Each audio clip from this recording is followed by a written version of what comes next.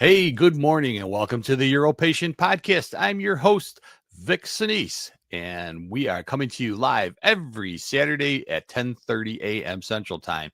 We come to you live on all of these places, so catch us live. We got a really interesting episode for you today. I thought this is something I hadn't talked about and probably makes a lot of sense for some of you. There's something called a suprapubic tube. If you haven't heard of it, then you probably haven't had one. But if you have, or someday you might someday get stuck getting one, you'll be glad you watched this episode. So we're going to talk all about suprapubic tube, and there is a handout if you have one that you can check out on our website at UroPatient.com. So let's get right to it. I'm going to go ahead and bring in my slides. So let's start off with what the heck is this thing called a suprapubic tube? How do I take care of it if I have one? So we're going to answer all these questions that you see here on the screen. So let's get right into it. So first of all, what is it? Well, it's a special catheter. You've seen catheters talked about in previous shows where I explain how they're placed in through the urethra, through the urinary opening. But this one is in through the lower abdomen, below your belly button.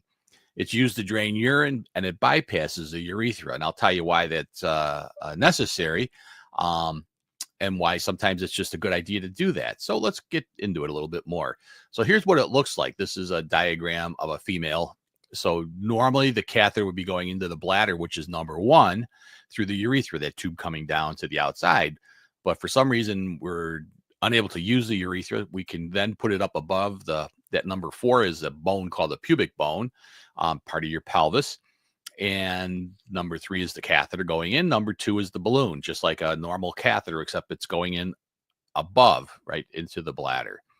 Male, similar situation, above the pubic bone, that number 4, bypassing the urethra. And we'll again talk about why you would want to bypass the urethra. But anyway, so let's get into the further questions here.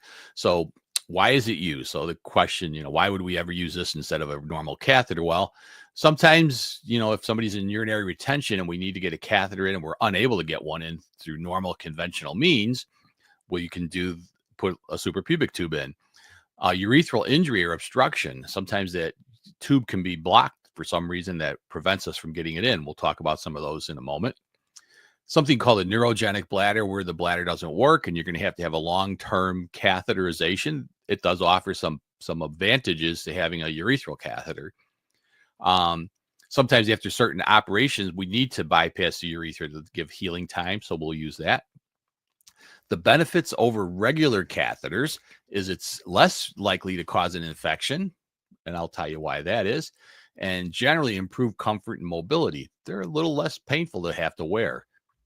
So let's go into the first thing. So sometimes you can have something called a urethral stricture. So that red circle kind of in the blow up shows what that is. The urethral tube can have a scar formation in there so tight that you can't get anything past it. Now that'll have to be treated surgically, but in the meantime, you need to get a way to get rid of the urine. So suprapubic tube will answer that question for you. So we place the tube, bypassing the urethra, and then to get the urine out so patient stays healthy. Now, this is a kind of a disaster, but sometimes if you're in an auto accident or any kind of bad accidents, you can end up with something called a pelvic fracture. We see this is that pelvic bones that we were talking about, and those red marks and those cracks, that's indicates that there was a fracture. Sometimes those bones can chip off and actually cut through the urethra. Now, I'm going to show you a picture of what that looks like using an x-ray. So when we are suspicious of this, we can put x-ray dye into the patient's urethra, and then the bladder is filled by x-ray dye coming down through the kidneys and into the bladder. We can see that there's a disruption. There's an area that's not filling up where that arrow is pointing at. That's where the urethra was actually severed by the broken bones of the pelvis. So wouldn't be able to get a catheter in there to be going into nothing. So that's another good reason, until that's repaired, that you would use a suprapubic tube. Now, the other advantage that it offers is if you're wearing a catheter for long term, say you do have a bladder that's not functioning, so it's not something we can go in and do surgery on your prostate, but your bladder is now paralyzed for some nerve damage. Could be, something like even a accident where you had a back injury that caused paralysis of the bladder. Whatever causes it, you're going to need long-term drainage of your urine. So going through, especially for a man, this problem, going through the urethra can present some really serious problems long term. One of the biggest problems is you've got those couple of, as you kind of see, that catheter's almost making like an S turn there.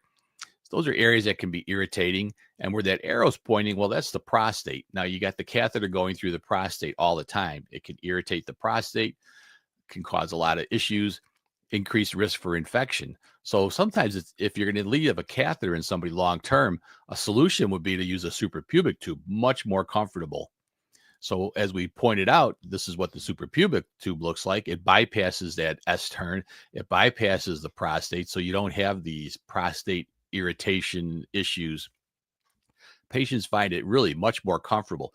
The other advantage is normally you want to keep the smallest tube possible in the urethra, because if you put large tubes in, sometimes over time, that pressure can actually cause the urethra opening where the tip of the penis is to start splaying open. I've seen that split and open up.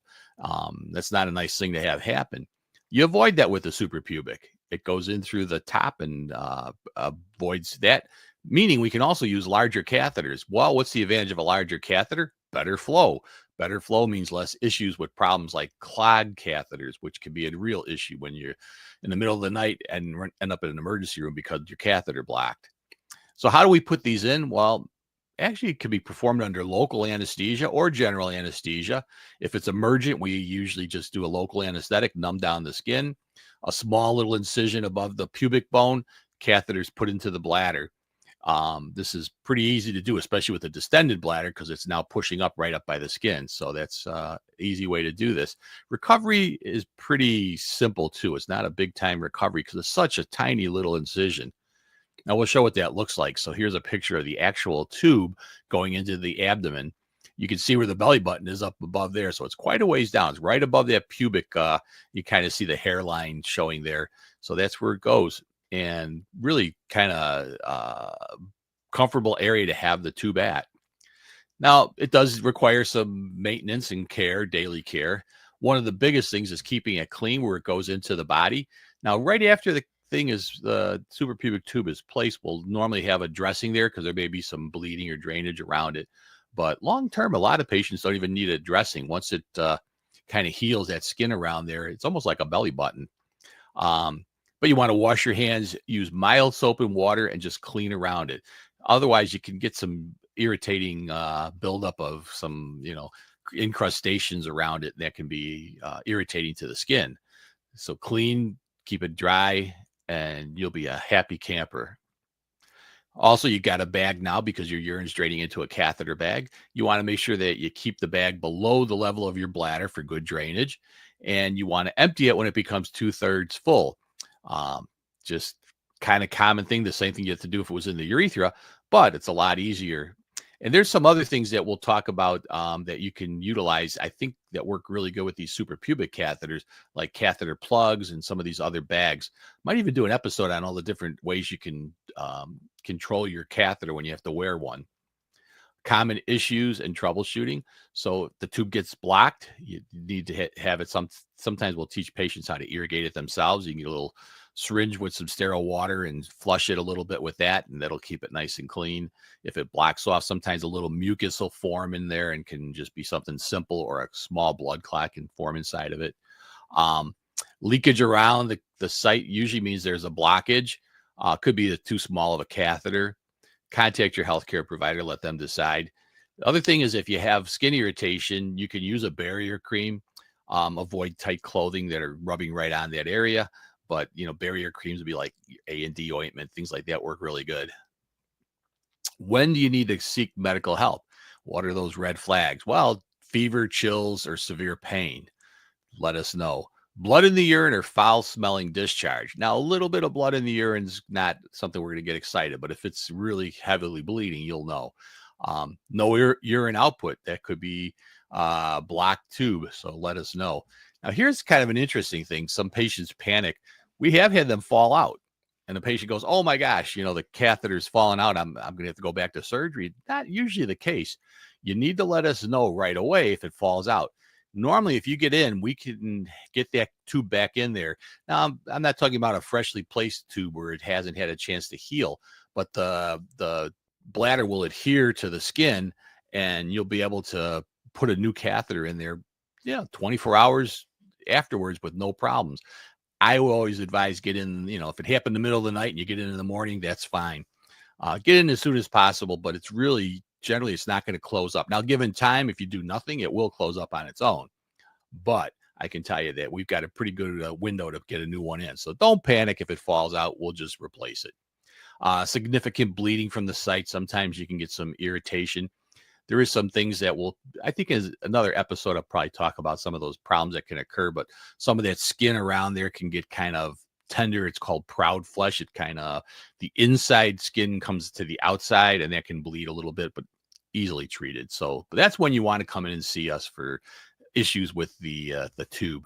So I hope that was helpful. Supra-pubic tube shouldn't be feared. They're really easier, I think, to take care of than a catheter. The other thing I didn't mention is, and I put a lot of catheters in and a lot of supra-pubic tubes.